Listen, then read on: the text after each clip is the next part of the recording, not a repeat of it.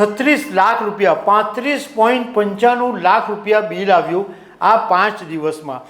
અને આ વિશે હવે મુંબઈના 2 ડૉક્ટરોએ જ અવાજ ઉઠાવ્યો છે કે આ સૈફ અલી ખાનનું 5 દિવસમાં એવું તો શું થયું ગયું કે 36 લાખ રૂપિયા બિલ આવ્યું। નમસ્કાર। બોલિવૂડ અભિનેતા સૈફ અલી ખાનને લીલાવતી હોસ્પિટલમાં દાખલ કરવામાં આવેલો અને સૈફને 5 દિવસ હોસ્પિટલમાં રાખવામાં આવ્યું અને એનું બિલ કેટલું છે તમને ખબર છે? 36 લાખ રૂપિયા 35.95 લાખ રૂપિયા બિલ આવ્યું આ 5 દિવસમાં। અને આ વિશે હવે મુંબઈના 2 ડૉક્ટરોએ જ અવાજ ઉઠાવ્યો છે કે આ સૈફ અલી ખાનનું 5 દિવસમાં એવું તો શું થયું ગયું કે 36 લાખ રૂપિયા બિલ આવ્યું। અને સૈફ અલી ખાનને ફરક નથી પડવાનો, પરંતુ ફરક પડવાનો છે સામાન્ય લોકોને, આમ જનતાને, કે જેને કારણે આટલા હોસ્પિટલોના તોતિંગ બિલ છે તો એમનું જે પ્રીમિયમ છે એ વધવાનું છે। અને આ ડૉક્ટરોએ કીધું છે કે ભવિષ્યની અંદર એવું બનશે કે મોટી મોટી જે કોર્પોરેટ હોસ્પિટલો છે એ જ બચશે અને નાની હોસ્પિટલો ખતમ થઈ જશે। તો આના વિશે હું તમારી સાથે વાત કરીશ। મારું નામ રાજેશ શાહ છે અને તમે જોઈ રહ્યા છો ગુજરાતના સૌથી મોટા ડિજિટલ ન્યૂઝ પ્લેટફોર્મ ખબરછે.com। આખી ઘટના વિશે કદાચ તમને ખબર છે કે બોલિવૂડ અભિનેતા સૈફ અલી ખાનના ઘરે કોઈ રાત્રે ચોરી કરવા આવ્યો અને એ પછી સૈફ અલી ખાન પર છરીથી હુમલો કર્યો અને તાત્કાલિક સૈફ અલી ખાનને લીલાવતી હોસ્પિટલમાં દાખલ કરવાની ફરજ પડી। હવે 5 દિવસની સારવાર થઈ અને હવે સૈફને રજા પણ આપી દેવામાં આવી છે। પહેલે જ દિવસથી જે કેશલેસ સારવાર છે એમાં વીમા કંપનીઓએ 25 લાખ રૂપિયા મંજૂર કરી દીધેલા અને ટોટલ 35.95 લાખ રૂપિયા બિલ આવ્યું છે 5 દિવસનું। એટલે હજુ ફાઇનલ બિલ બાકી છે, એટલે બાકીના જે વીમાની રકમ છે એ પણ સૈફ અલી ખાનને મળી શકે છે। હવે બોમ્બેના જે ડૉક્ટરો છે એમણે આટલા તોતિંગ ખર્ચ વિશે સવાલ ઉઠાવ્યા છે। એમણે એવું કીધું કે આ ઘટનાથી હોસ્પિટલોનો જે મોંઘોદાટ ખર્ચો છે અને તેની સામાન્ય માણસ ઉપર અસર થઈ છે એની ચર્ચા શરૂ થઈ છે। મુંબઈના એક સર્જન છે એમણે એવું કીધું કે વીમા કંપનીઓ જે છે એ 5 સ્ટાર હોસ્પિટલો અને નાની હોસ્પિટલો જે છે એના માટે અલગ અલગ પોલિસી અપનાવે છે અને જેને કારણે દર્દીઓની જે સારવાર છે એના ખર્ચ ઉપર મોટી અસર પડે છે। હવે એક ડૉક્ટર છે એમણે એક્સ પ્લેટફોર્મ ઉપર એક પોસ્ટ શેર કરી અને એ પોસ્ટની અંદર મુંબઈના જાણીતા ડૉક્ટર છે હાર્ટના ડૉક્ટર પ્રશાંત મિશ્રા, એમણે એવું લખ્યું કે આ રીતે જો વીમા કંપનીઓ કરશે તો ભવિષ્યની અંદર નાની હોસ્પિટલો ખતમ થઈ રહી છે અને વીમા કંપનીઓ આવું જ કરી રહી છે, નાની હોસ્પિટલોને ખતમ કરવાનું કામ।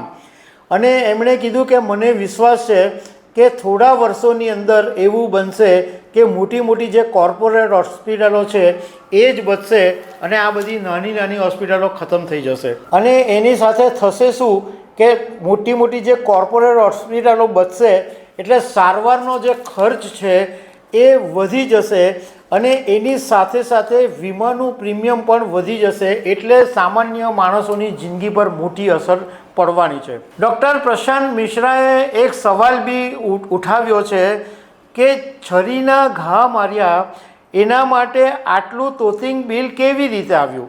અને એમણે બીજો બી સવાલ કર્યો છે કે આ છરીના ઘા મારવાને કારણે 5 દિવસ હોસ્પિટલમાં રહેવું પડે? આ પણ ખરેખર ડૉક્ટરે જે વાત કરી છે એ બહુ મહત્ત્વની છે કે ભાઈ સૈફ અલી ખાન જેવી વ્યક્તિ 5 દિવસ હોસ્પિટલમાં 36 લાખ રૂપિયા બિલ આવે, પણ કોઈ સામાન્ય માણસ હોતે અને એને છરીનો હુમલો થયો હતો તો આ 36 લાખનું બિલ એને કેવી રીતના પરવડે? પણ સૈફ અલી ખાનને તો ફરક બી નથી પડતો અને સૈફ અલી ખાન પાસે તો મેડિક્લેમ બી છે અને એનો મેડિક્લેમ તરત મંજૂર બી થઈ જાય છે। ડૉક્ટર મિશ્રાએ બીજી પણ એક બહુ સરસ વાત કરી કે ઘણી હોસ્પિટલો એવી હોય કે જેમની પાસે ફિક્સ પેકેજ સિસ્ટમ હોય અને ઘણી હોસ્પિટલો એવી હોય કે જે ઓપન બિલિંગ પર કામ કરતી હોય, એટલે એમાં ફિક્સ ચાર્જ નહીં હોય, જે બી જુદી જુદી સેવાઓ હોય એના જુદા જુદા ખર્ચ લેવામાં આવે। એને કારણે જે ટોટલ જે બિલ છે એનો ખર્ચ બહુ જ વધી જાય છે. પણ જે ફિક્સ પેકેજ હોય એની અંદર બધા જ ચાર્જ ફિક્સ હોય છે, એટલે જે દર્દી સારવાર માટે જાય એને એટલો અંદાજ આવી જાય કે મારે આટલું આટલું કરાવવાનું છે તો મારો આટલો ખર્ચો થવાનો છે. પેલા ઓપન બિલિંગની અંદર તમને ખબર જ નહીં પડે.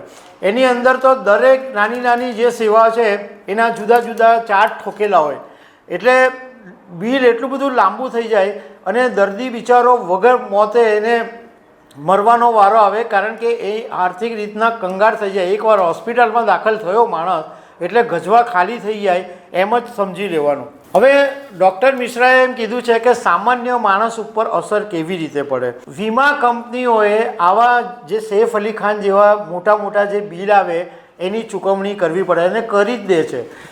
તો એ ચૂકવણી કરે એટલે એ ચૂકવણીનો સરભર કરવા માટે શું કરે, પ્રીમિયમ વધારે. એ પ્રીમિયમ વધારે તો એની અસર કોની પર પડે, સામાન્ય માણસ પર પડે, કારણ કે સામાન્ય માણસે તો પોતે ઊંચું પ્રીમિયમ ભરવું પડે. અને આ વીમાના પ્રીમિયમમાં તો તમને ખબર છે કે પહેલું જે તમે પ્રીમિયમ ભરો એમાં તમને જે કંઈ પણ થયું હોય એનો તમને ક્લેમ મળે નહીં. બીજા વર્ષે તમને ક્લેમ મળે એટલે તમારે પહેલાં 2 પ્રીમિયમ તો તમને ભરવા જ પડે.